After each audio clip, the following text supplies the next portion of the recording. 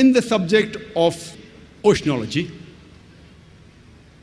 there's a verse in the Quran, in Surah Furqan, chapter number 25, verse number 53, which says that it is Allah subhanahu wa ta'ala who has let free two bodies of flowing water, one sweet and palatable, and the other salty and bitter.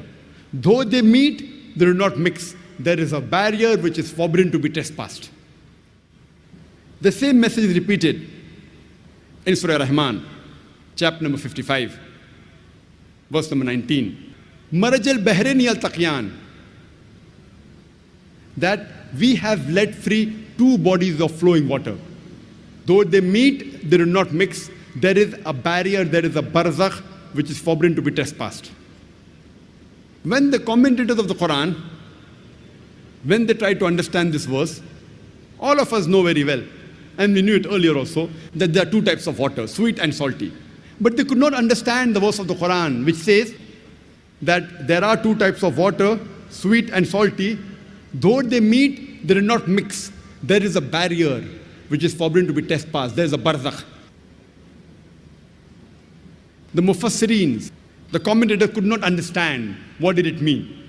Today, after science have advanced, we have come to know that whenever one type of water flows into the other type of water, sweet water flows into the salty water, it loses its constituents and gets homogenized into the water it flows. This transitional homogenizing area, according to the Quran, is called as the barzakh. It is an unseen barrier. And this has been testified and verified. When this verse of the Quran was showed to Professor Hay, who is a very famous marine scientist and a professor in oceanology in the University of Colorado in USA.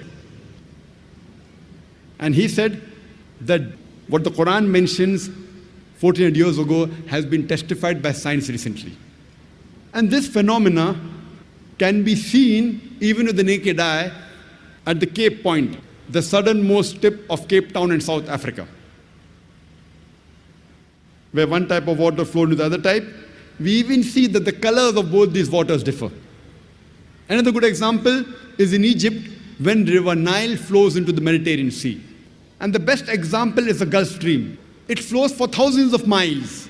It starts from the Gulf of Mexico and goes to the east side of North America, travels upwards, then goes eastwards and travels to the west coast of Europe.